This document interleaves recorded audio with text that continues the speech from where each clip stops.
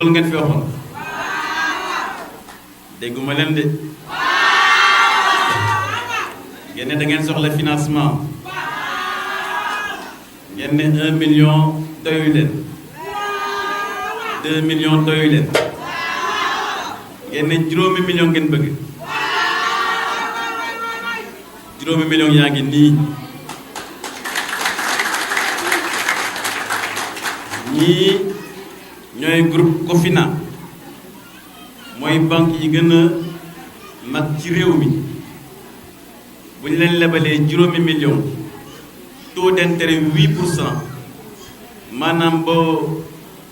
lebee ñaar fukki dërëm di nga ci teg juróom-ñetti 15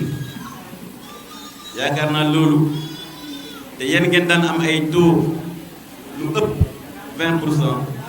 kon loolu lu oyof la dama bëgg ngeen tàcc Cofina bu baax a baax. Un financement de 5 millions de francs au groupement de femmes avec un taux d'intérêt de 8%. C'est l'excellente nouvelle de Cofina ici à Babac aujourd'hui.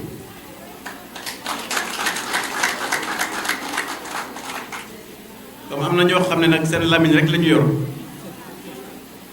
am na ñoo xam ne seen lamiñ rek la ñu yor fii ci Babac lay wax de bu ngeen fi génnee di ngeen leen dégg ñuy wax waxu caaxaan waaye dama ne juróomi million taux d'intérêt 8% loolu liggéey boo ci def am bénéfice bu rëy a rëy ndax boo amee taux d'intérêt 8% nga am bénéfice 25% daanaka gis ngeen différence bi kon li ma leen di ñaax yéen jigéen ñi ndax man wóolu naa leen jigéen ñi man wóolu naa leen bu baax a baax.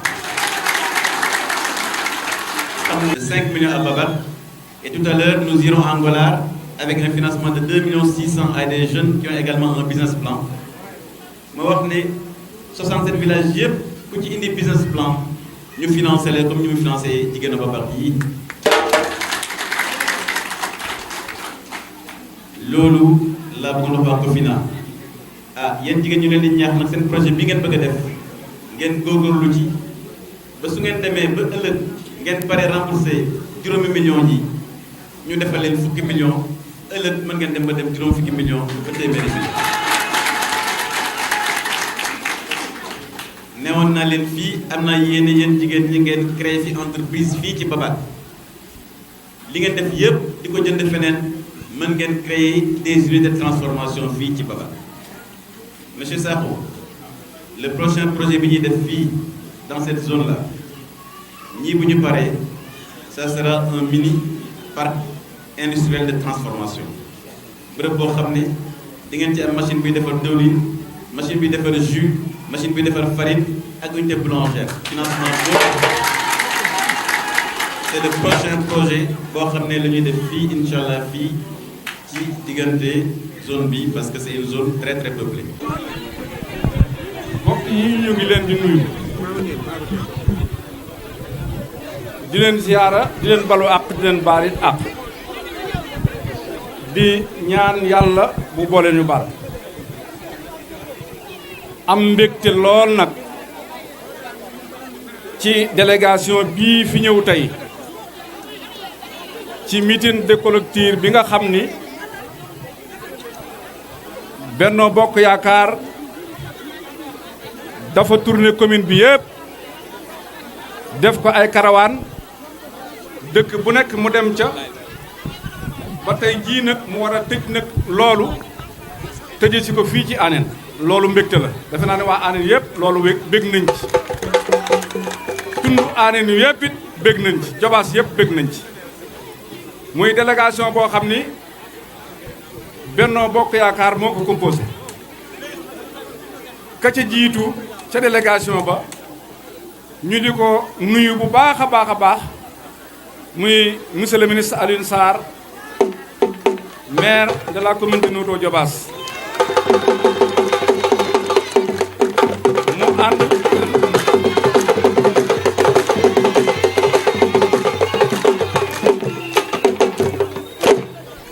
mu ànd ak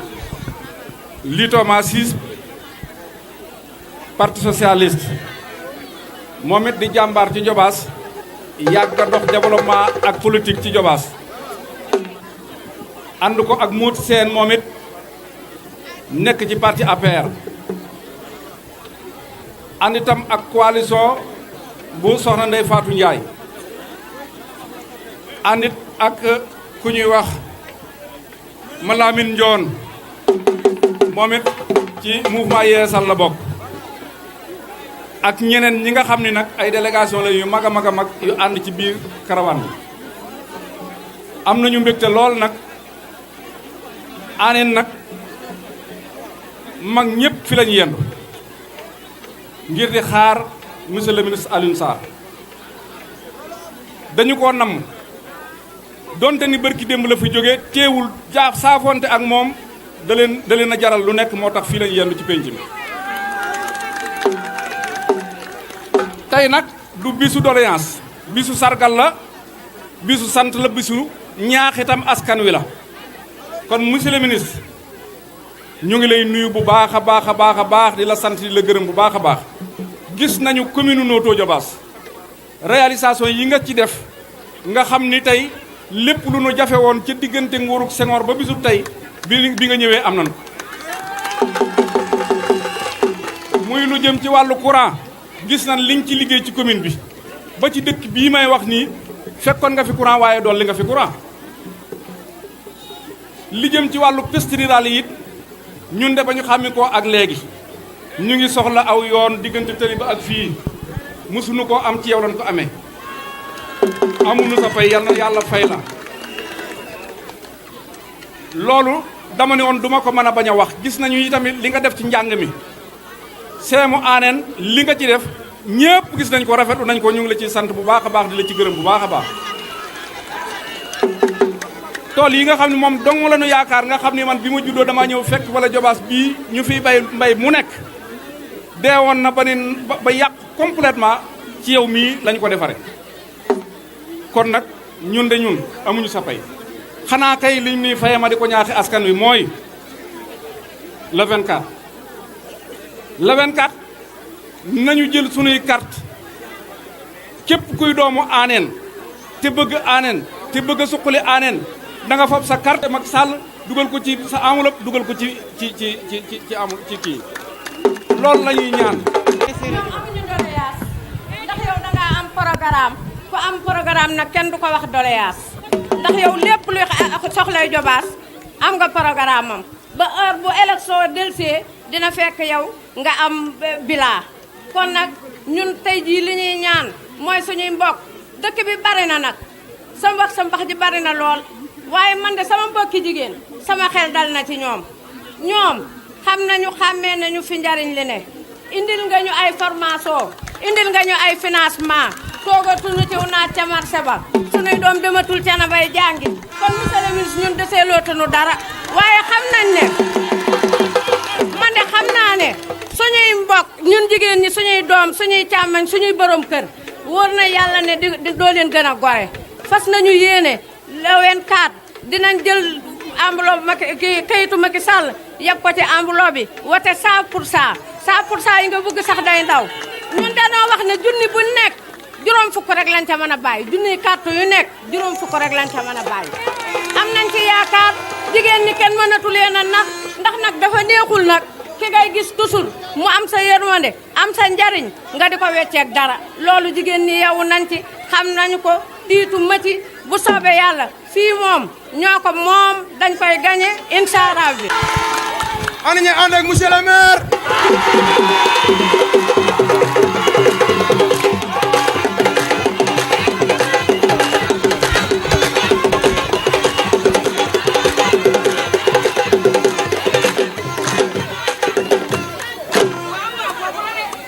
maa ngi leen di nuyu ku ci nekk sa tur ak si santat maa ngi leen di jégalu bu baax ci dérangement bi ak coono yëpp vraiment depuis ce matin ba léegi ñu ngi œuvrer ci programme Alioune Sarr bi donc man pour ne pas être à la longueur maa ngi nuyu monsieur le maire du nuyu délégation bi mu àndal du nuyu mbokki waa Aneen ak dëkk yi ko wër yëpp vraiment man duma li may wax rek ci bilan monsieur le maire laay dem parce que ñun ay jeunes lan premièrement man sama yaay ci marché bii la doon jaay ay année ci ginnaaw bu tawaa man dama doon tiit parce que damay xam ni bu si suba ge damay dem mbaari waat léegi nag loolu lépp jeex na waaw.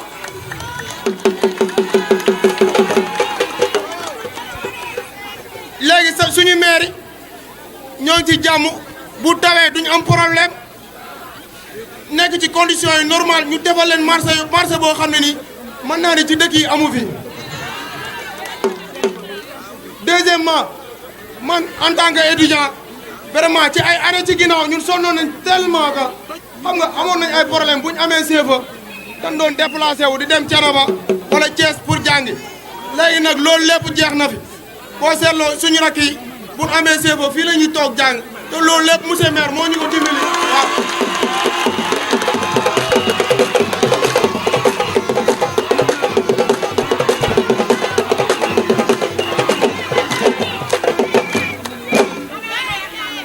leneen li ma ciy dolli mooy yoon wii jóge kër Ibra ñaan ba Aneen yéen yëpp gis ngeen bu njëkk bu tawaa da doon metti pour ñu ñëw ci dëkk bi. waaw ñu teel micro central bi rek. pour bañ a guddal dama ñu devance monsieur le président monsieur le maire Alioune Sarr monsieur le ministre di nuyu monsieur Litoma di nuyu coalition bi fi teew bépp bokk mu doon Benno Bokk Yaakaar mais ci biir coalition bi damay nuyu particulièrement coalition bu Ndeye Fatou Ndiaye parce que coalition boobu maa ngi koy jiital nuyoo boobu kon ku ne wax ma Abdoulaye Fall nga xam ne moo ko teewal fi nekkal ko fi di ko fi liggéeyal lu am solo parce que tamit dafa am loo xamante ni buñ ko seetaanoon day yàqu te Abdoulaye Fall jiitu ci ñi nga xamante ni ca biir coalition boobu daf ko faa defar kon donc ñu ngi ko ciy sant di ko ci gërëm d'avance. waaw bu loolu jàllee démb sama kër dafa soriwul moo tax bu nuy toogee fii di wax dama koy dégg ma dégg ñu fi wax ni allo ma dégg ñu fi wax ni Aneen kenn moomu ko ma ni déedéet kii wax dafa juum wala xamul Aneen nu meloon démb ak ne Aneen mel tey Aneen bu ko kenn moomul ñoom ñoo jël seen bopp moomale ko kenn parce que kin ko moomale mooy ki nga xamante ni da leen a gestu defaral leen kooku leen jël jox ko suñu bopp li waa Aneen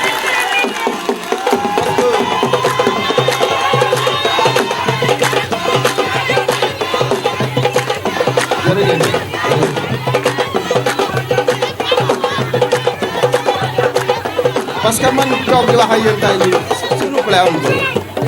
parce que man mii di wax ak yéen damay un conseiller municipal xam budget noto ñaata la xam bu ñu génnee budget bi bu ñu ko diviser xool lu nekk fa mu war a dem budget bi du dara parce que amuñu dara loo xamante ni dañ koy def fii ay loo xamante ni dañ koy dañ koy apporter fii ci noto lu fi bari fii ñu koy monsieur Alioune Sarr moo koy jëggaani ca àll ba. du ca àll ba sax mais ma koy jëggaane ca président de la république parce que bu ñu am koo xamante ne fa ñuy séddalee dafay toog ñuy dem di wuti koo xam ne bu ñuy séddalee sax du ko yëg te ñun dañoo am koo xamante ni yàlla dañoo baaxee de 1960 à 2019 ñu ngi doog a am ministre te ministre du jaaxaan ministre bu ko jawaas ñàkkee dootuñu ko am de parce que bu ñu calculer non dañ ko dootul am sax parce que ñu fi ne dañoo mënul sax député bay man ministre parce que kenn fi amoon muy député boo xoolee déjà kenn mës a toog télé seetaan ñu ne tey jii kii day kaasal Jobaas mais ku mësul ta kaasal Jobaas mook patron ñu jox ko 46 milliards mu mujj en prison ñooñu ñooy taw tey jii duñ laaj Jobaas ñun wala duñ laaj Sénégal ñu leen koy jox mais duñ ko def parce que ñun ay nit lañ duñ ko def xalaatuñ ko. Le dernier jour de campagne. Nous allons voter le 24 février 2019. Olof dafa ne ku jaan mat Sahel dem ci dee opposition bi deexal na xam nañu ne dinañu leen gagner le 24 février 2019. Il nous faudrait nous appuyer davantage sur les acquis de notre terroir. Le premier des acquis de notre terroir, c'est d'avoir à la tête du terroir de notre commune Notto Diobass un ministre, plus qu'un ministre, un ministre hors pair en la personne de Alioune Sarr. Nous devons être fiers d'habiter la commune de Notto Diobass parce que nous avons un maire qui est un maire plus. Alioune Sarr s'investit entièrement pour sa communauté. Lorsqu'il prenait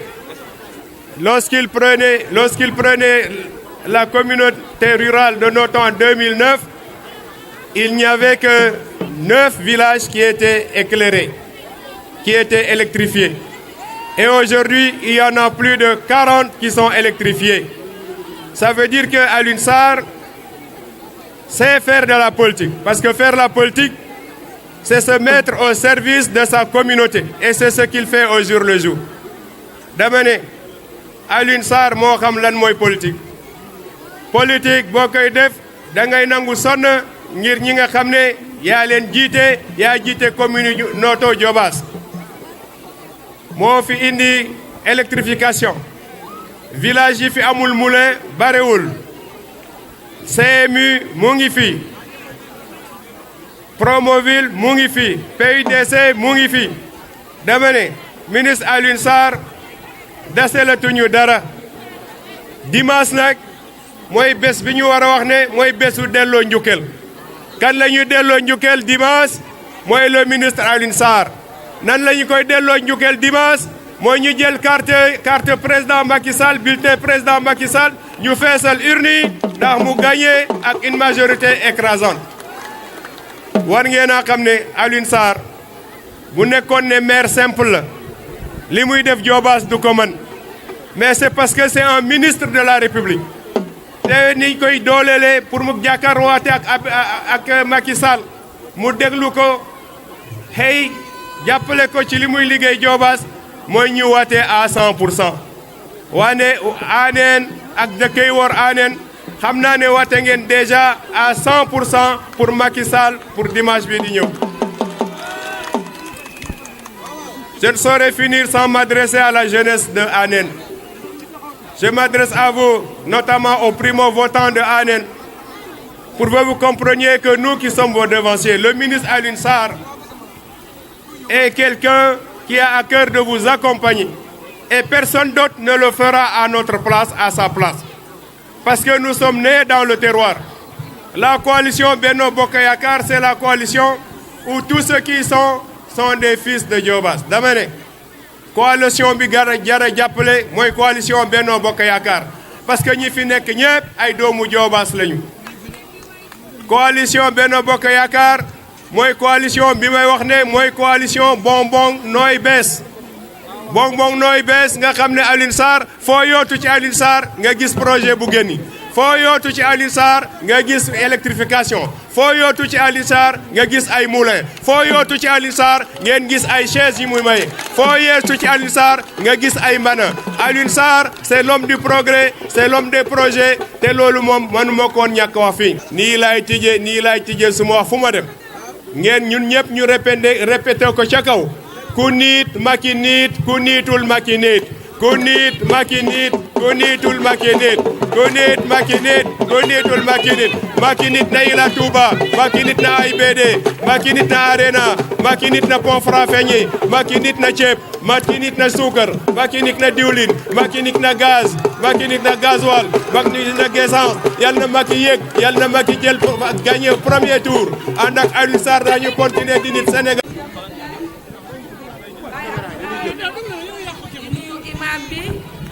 di nuyu ñoom Baye Makan yëpp waaye di nuyu responsable politique yi nga xam ne ñoo nekk ci zone bi ñi nekk ci dëkk bi Bambey Cissé ñoom Lamane Anne mais Alassane Gueye tonton Ablaye Fall ñoom Pape Bey ñoom ñëpp ñu ngi leen di nuyu. di nuyu yeneen responsable yi ci dëkk yi ñoom Cheikh Mbodj ak Mbaye Mbodj ñoom ñëpp gis nañ leen ñu ngi leen di nuyu.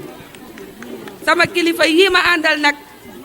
daanaka du jar ma di leen lim ndax ñu ngi nii muy monsieur le maire muy Louis Thomas muy Modou Sène xam ngeen tey moom dañ ni wure wa dem na këng proximité nañu caravane nañu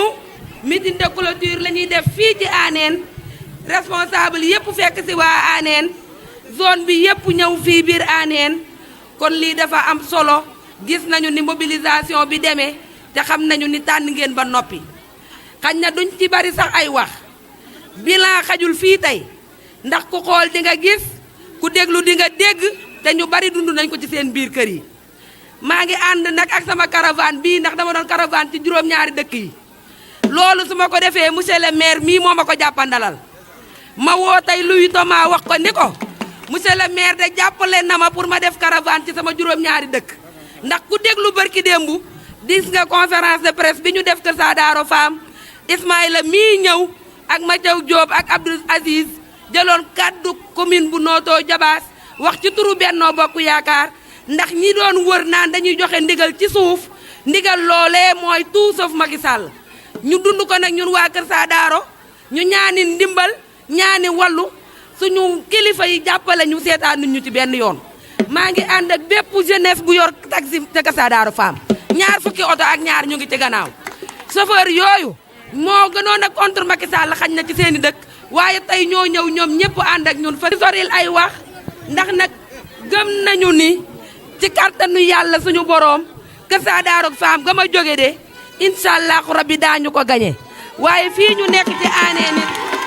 xam nañ ni daañu ko gañe ndax ay jàmbaar donga fi ne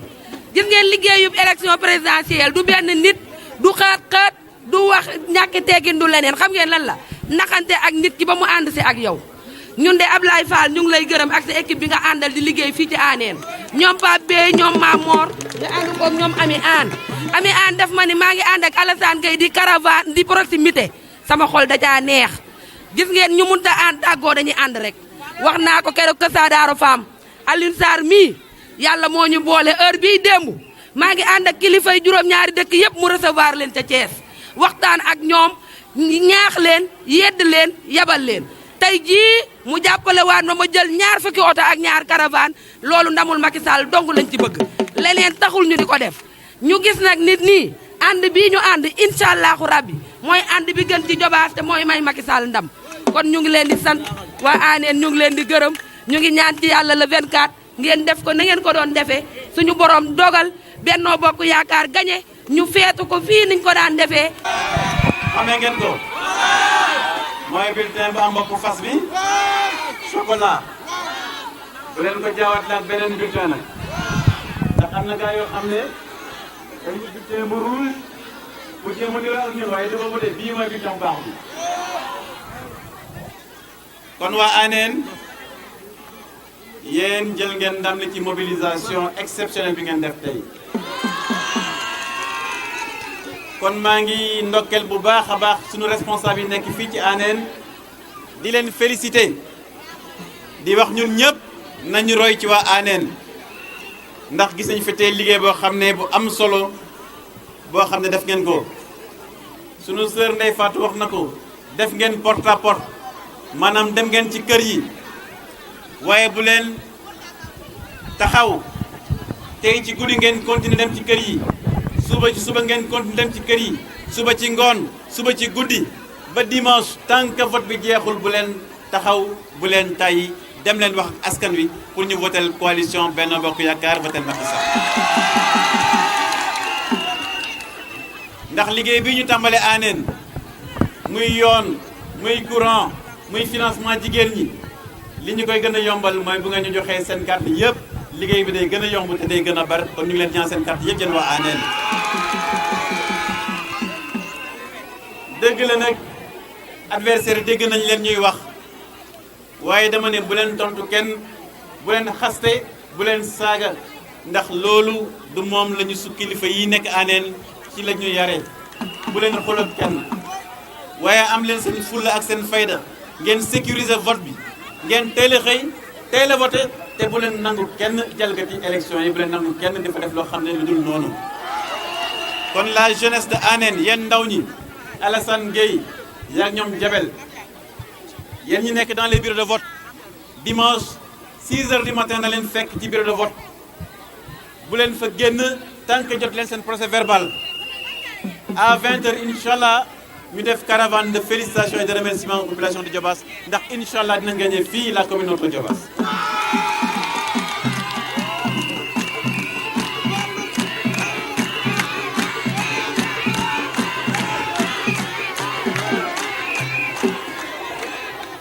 gars yi kontaan naa ci yéen de ma bëgg a beral loxo nag jeunesse bi maanaam ndaw ñi vraiment la jeunesse de Benno Bokk Yaakaar félicitations Ismaïla Aziz Cheikh Ngari Ousseynou Mathieu vraiment jërë ngeen jëf gis nañ liggéey bu am solo bi ngeen def ñu féliciter également les étudiants ndax gis nañ seen taxawaay ci liggéey bi li may daaneel sama kàddu mooy mbokk yi Sénégal dafa toll foo xam ne dañ fi war a tànn njiit dimanche njiitu réew du caaxaan njiitu réew du koy xasaate njiitu réew day am expérience njiitu réew day xam luy état njiitu réew day xam luy secret d'état ndax réew yor ko mooy avoir le sens du secret parce que l'état c'est le secret kon bu ngeen tànn incha allah dimanche na bokk ci li ngeen di gànnaayoo su ngeen dem ci bureau de vote bi Sénégal bu ngeen xoolee réew yi ko wër am nañu ay fitna lii tax Sénégal dal am fi mooy